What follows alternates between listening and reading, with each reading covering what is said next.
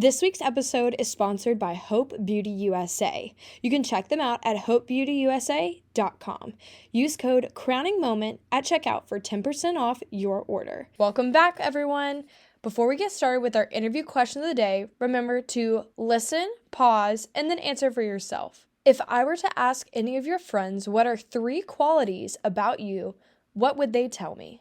We are officially on YouTube. If you are listening out there on any of those social media platforms and want to get to something a little bit quicker, YouTube is your best bet. Definitely subscribe to the Crowning Moment podcast channel as well as put that ring notification on so you'll know every time that I post. Our updated posting schedule will be 5 p.m. Eastern Time on Monday, so make sure you're checking out Crowning Moment every Monday.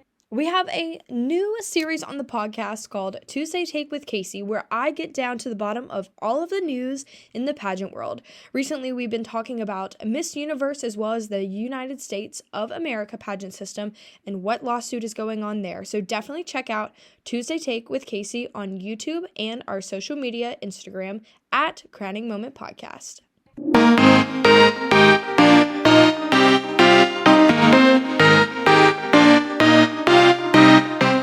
This week is Thanksgiving, and what better way to celebrate than doing a giveaway? In this Thanksgiving giveaway for Crowning Moment Podcast, I will be giving away a piece of our new merch that has not released yet, so I'm super excited. You'll have to just wait and maybe smell it out a little later. Our second item we will be giving away for our Thanksgiving giveaway is $100 off entry for the North Carolina, South Carolina High School America pageant. This can go for the elementary ages as well as junior high, high school, or collegiate. And our final item on our giveaway is from K. Garcia Productions. This is a photographer out of Massachusetts, and she will be giving away a valued at $260 discount. This will cover a full princess session. That is a 1-hour session with 3 different outfit changes or 3 looks and 10 edited digital images. If you choose to upgrade your package, you can still use that $260 discount for an upgraded package. She's located in Fall River, Massachusetts, and if you have any more questions or looking to find out what her work looks like, check out k.garcia productions on Instagram. So if you're interested in joining in on the giveaway, head over to my Instagram at Crowning Moment Podcast to learn more about how to enter. You can enter even if you're not in North Carolina or South Carolina. Hope you guys have fun enjoying our giveaway this year. We will have another one for New Year, so stay tuned. Hello, everyone, and welcome back to another episode of The Crowning Moment. My name is Casey Gibson, and today we have another special guest, and she is going to introduce herself. Hello, I am Brandi Pope. I am a social media influencer. I was also Mrs. Virginia America 2012 and Mrs. Virginia United States 2021. Awesome. Well, I'm so happy to have you on here, Brandi. I explained a little bit before we got started how I came across you and your content. My cousin, Grace, shout out to her. She is a business and beauty and fragrance student at SCAD in Savannah, Georgia. And she was on TikTok and she was like, you have got to watch this lady's content. It is so good. And when I realized that you had created a palette with Lisa Opie, I was like, sold. She has to be on the podcast. I love Lisa and the palette is phenomenal. I have not purchased it myself, but I definitely will be because it is such good colors. I absolutely need it in my makeup kit. So I want to talk about that just a little bit. What was the process behind, making your own palette, especially working with Lisa? I bet that was exciting because she is such a wonderful person. Oh my gosh. It was honestly, I say it all the time, but it was really a dream come true. This is something that I've always loved makeup since I was a little girl. I've always loved makeup. And I've always thought about, what it would look like to create my own makeup line or my own palette, my own lipstick, you name it. So when I decided to compete for Mrs. United States, I decided when I saw Lisa's content and her really the Beauty by Lady Code page, I was looking at all the makeup and I'm like, wow, like they do amazing work. I have to book them for this pageant. And so I booked them not knowing that there was a Lady Code Ambassador Award. I didn't even know that that was a thing until I was at the pageant. And when they mentioned that, they said, basically anybody that has booked with Lady Code has the opportunity of winning this award. And I thought, I mean, there's so many young girls, teens, 20s. I'm like, this old lady ain't getting nothing. You know what I mean? But I'm just happy with the experience that I'm having. So when they called my name on stage, I literally like kind of froze for a second. I was like, what? What? Me out of everybody here? That is insane. And I just fell in love with Lisa. I fell in love with her team instantly. Their energy, their personalities, we just clicked. So, in my mind, I thought this is really cool. I'll get to go to Miami. That's part of the award. I'm going to have like a fun photo shoot. And that's going to be it. You know what I mean? Like I'll be able to share a little bit more about my platform, which she already kind of knew. But I thought that that was really it. And then when she reached out to me, I am not kidding. I had chills all over my body when I got a text from her saying, listen, I've got something really exciting that we could possibly do together. And when she told me that it was collaborating on a palette, I mean, my jaw was on the floor. I was like, I mean, is it even a question? Absolutely, we're going to do this. And then from there, I just, began creating, and she sent me all these colors. I mean, I had never experienced anything like this. So it was like such an open playing field. I'm like, oh my gosh, it's like a kid in a candy store. But I knew when I was creating this palette, one, I wanted it to scream me. I wanted it to be something that I would pull out every single day and want to use. I wanted it to work for all skin tones. And I just wanted it to be a very universal palette, but something that could be used every day, but also helps people kind of step out of the box a little bit and play with some color. I know color can be scary for some people. So I just wanted it to kind of encompass everything that I love. And so look, I've got it right here. My palette was born and I am obsessed with it. And it just brings so much joy to my heart knowing that other people are experiencing the same joy that I get from it. I love it. And I want to talk a little bit about what is the Glam Belle. That is your name across all content social media channels. And I want to ask kind of where that came from. I hadn't come across it yet on your pages when I was doing my digging. So what made you want to one have that, nickname of the Glam Belle and name it as the palette as well? It's so funny because it wasn't like this big aha moment that this name came to me. When I started my YouTube channel, I guess it was probably in like 2014 or so. I was just thinking like, what is a good name for a YouTube channel? I don't know. I know that I love glamming up. I love glam makeup, but I had this heavy Southern accent 10 years ago. Like it was really, really strong. And anywhere I went, people would be like, where the heck are you from? You have got such a strong, like Southern accent. And so I just kept thinking Southern Belle, and the Glam Belle was born. I love it. That's what I had a feeling that had to do something with Southern because Southern Belle. But I love that. That is such a unique name. And I'm so glad you grabbed it first because that's such a good one to that like any Southern person would be like, oh, I like to glam up and I could be Belle. So you really knew what you were doing with snatching that up at the very beginning. I know. And, I thought about it over the years of, changing it. I was like, is this cheesy? As I started to grow, I'm like, is this really like a good name? But I just thought I've already established myself as the Glam Belle. Why am I going to change it now? And now I love it. So with starting on YouTube, what was the beginning steps for you like? What made you really be like, okay, I'm just gonna, commit to it and do it, start social media, be that influencer? It's really funny because I never in my wildest dreams thought that I would start a YouTube channel. I used to have people ask me every single day. I worked a 9 to 5 corporate America job. I would go into work every day, and without fail, somebody would ask me, "How did I do my makeup that day? How did I do my hair that day? How do I do my eyeshadow?" And I would just repeat myself daily, trying to help everyone because I love to share all the tips and tricks that I knew. And going back to high school, I was actually in beauty school and I dropped out my second year. So I'm a beauty school dropout. so, so beauty was just always in my realm. I just loved it. And so one day someone came up to me and said, "Have you ever thought about starting a YouTube channel? That way you can just send them your video instead of having to go through the whole, step by step process." And it kind of stuck with me.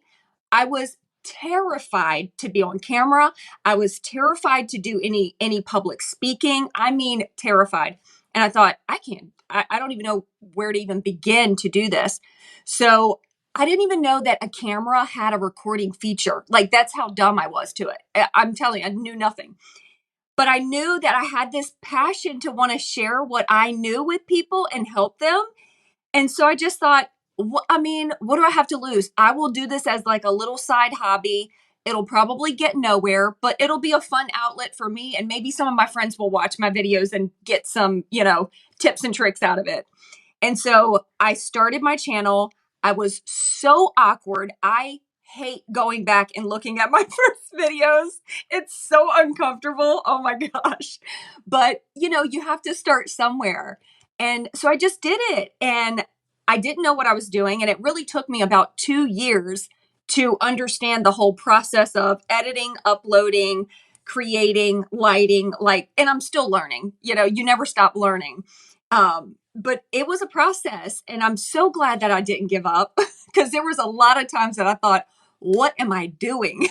What would be your advice for someone this may be thinking of starting, on social media at some point, whether it's TikTok or YouTube or even Instagram? What would be your best piece of advice or kind of that golden nugget that you wish you would have known in the beginning? I think the biggest thing is I know it sounds so cliche, but be authentically you. Like that's the best thing that you can do.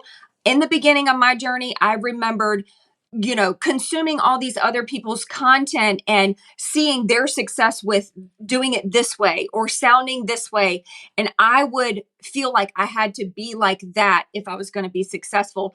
But my content never felt authentic in the beginning because I didn't know how to just like turn on the camera and like act like I'm talking to a friend. You know what I mean?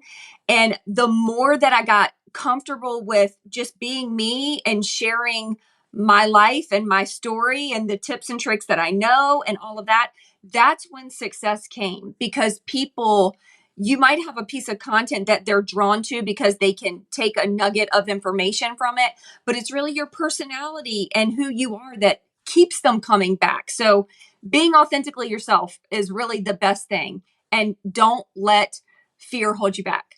Don't let fear hold you back. I love that. That is such great advice, especially going into today's society, whether you're in pageantry or in real life. Being that authentic, true self is something that you just keep hearing over and over and over. I say this all the time, but in the pageant world, they're over the cookie cutter pageant girl. They're over the quote unquote pageant patty.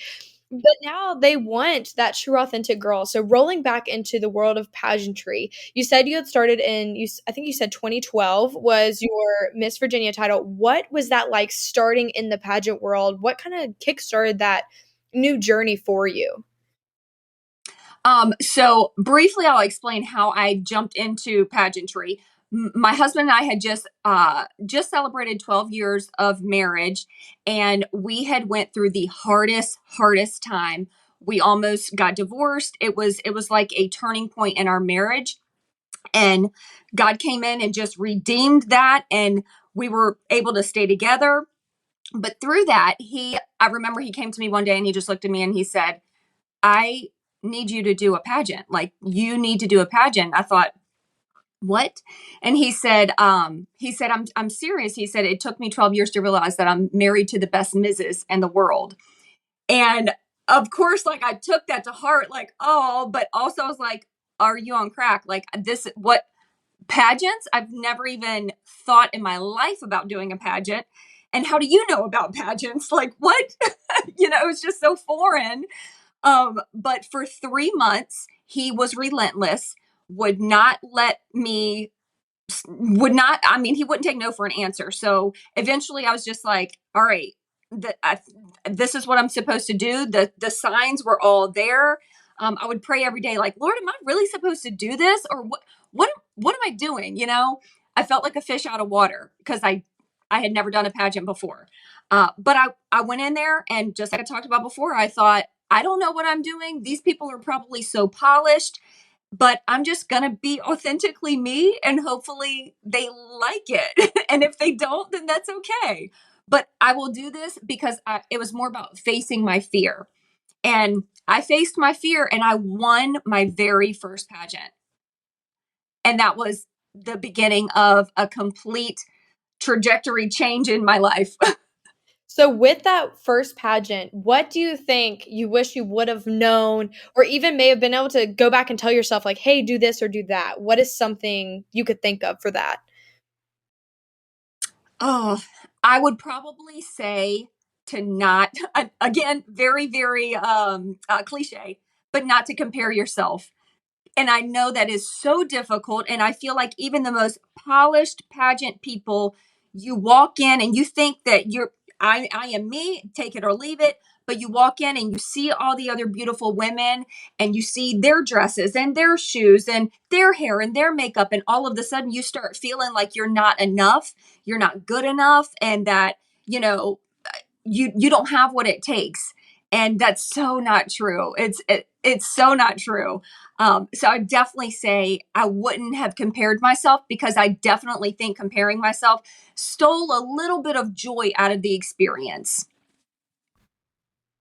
It really does, and that's one of the hardest things to kinda learn, especially with people I've had as coaches, like, them teaching me, like, how not to compare yourself. You go in and you're like, "Oh my goodness, she has the, $5,000 Sherry Hill couture gown, and you're in an off the rack Sherry Hill." And you're just like, how do I compare myself? But it's like nowadays, I really appreciate that they say it's not the dress, it's about how you wear the dress, don't let the dress wear you. And so that's the thing, it's like you have to think about, okay, if they're here for me, I need to show me. Give that, outpour of just who I am and what I'm here for and what I truly stand by, whether it's my morals or whether it's my platform, whatever it is. And definitely just not, the girl next to you may have a story or she may have a life experience that you may not have had.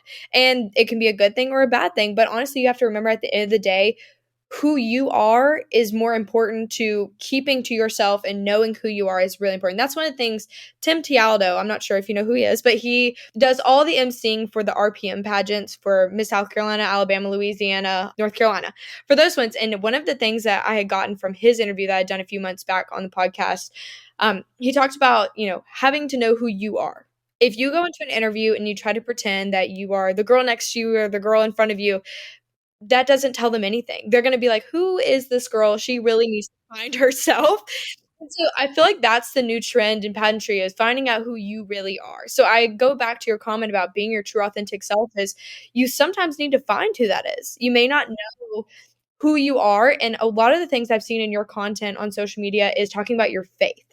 And so I definitely want to bring that up myself. I'm a very faithful person, so I want to talk about that with you, of how you found that part of yourself and what you kind of do with it now.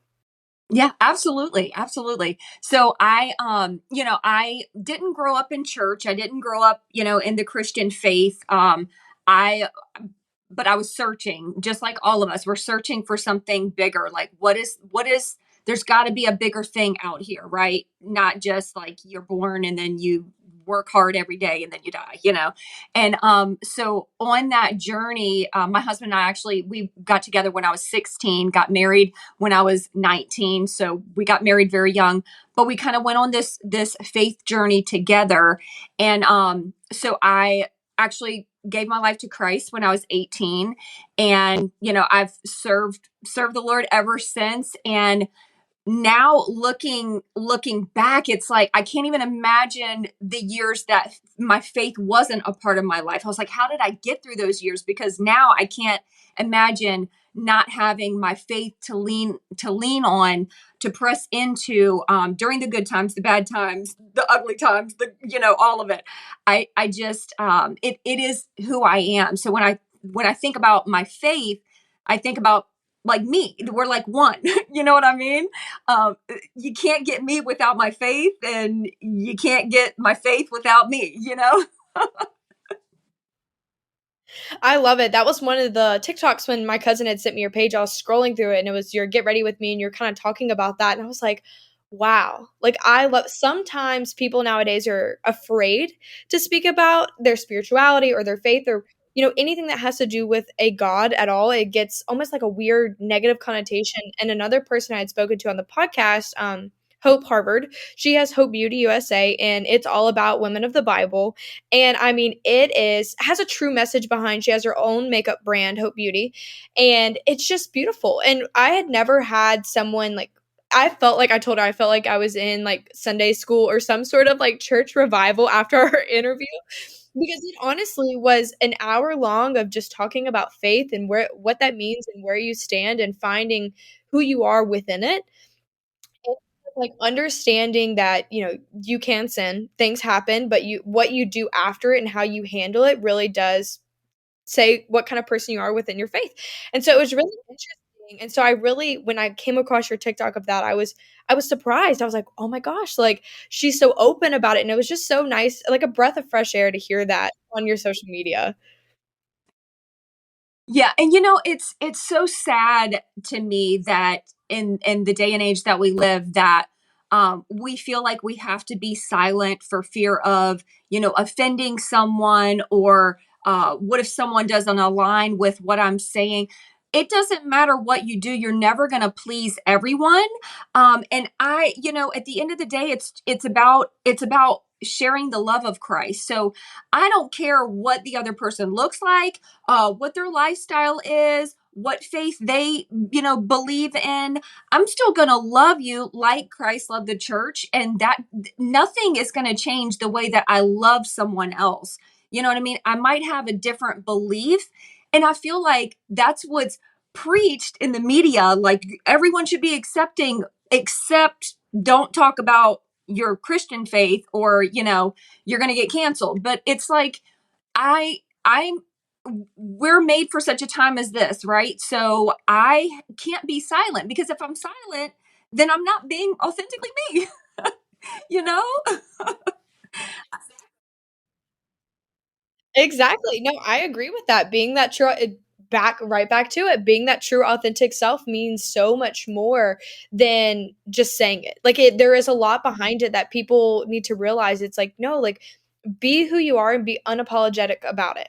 Be so excited to be, I am who I am. But along with that, going back into the pageant world, but you had competed again at the United States system. I hadn't had anyone on the podcast talk about that system yet. So I'd love for you to, talk a little bit about your experience with that and what the state program was like, as well as going to the national program for the United States system.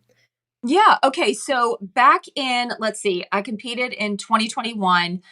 I decided that I was going to compete. Well, God decided for me that this is what I was supposed to do, because it definitely wasn't in my own power. But in 2020, I remember coming home, because I worked the Mrs. Virginia America pageant every year.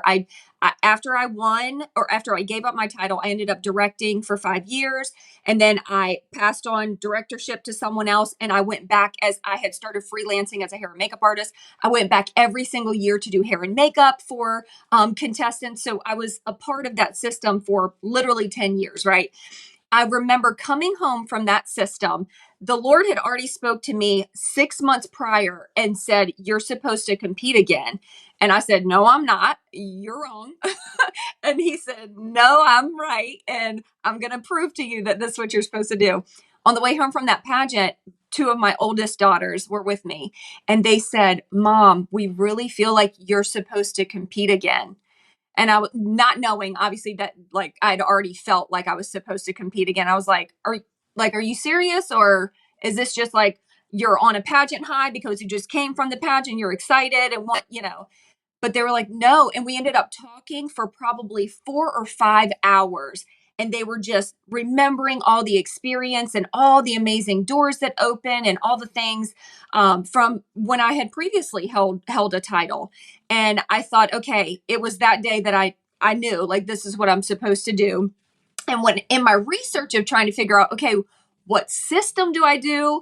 The United States system just really was highlighted to me. And it was because they are so heavily focused on platform.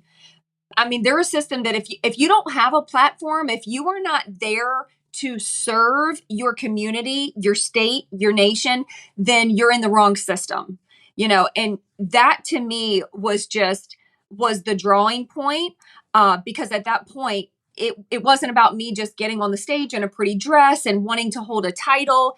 It was truly about me sharing a new part of my story, because 10 years ago my story looked different. A lot happens in 10 years, and I had a new story to share, and a new platform that I really wanted to rally. And so that's how I decided to compete for United States, because they're so heavily platform based. With talking about that platform, will you give the listeners a little glimpse into what your platform is? Absolutely. So my platform is mental health awareness, suicide prevention, and the reason being is because I've struggled. I went through chronic illness for about 7 years. I was deathly, deathly ill, and it led me down a very deep, dark road, and I almost took my life. And that was a very pivotal moment in my life. I was about to make a permanent decision for a temporary situation. And so in that situation, I heard the voice of the Lord speak, like, audibly, and literally told me um not to, take my life. And so I knew right then and there that the Lord was going to use my story to save other people's lives. And I couldn't be silent, especially being in the faith, being in church. It was still like this taboo topic. Like, if you're a Christian, why are you struggling? Why are you struggling? You should have this like great perfect life. As a Christian, you don't get on medication, because then you don't have enough faith and you just need to pray a little harder. Listen, I did it all. And the enemy can still get in your head and convince you that it's the only way out of your pain, right? People don't take their life because they want to end their life. They take their life because they want to end the pain that they're feeling. And so I knew in that moment that I was gonna help people. And so I rallied together with a nonprofit organization called Runway to Life. And I started serving on the board for this nonprofit. I walked in their big mental health awareness fashion show for about 5 years. And I'm still on the board. And we go to work every single day trying to help people. We do one-on-one mentoring.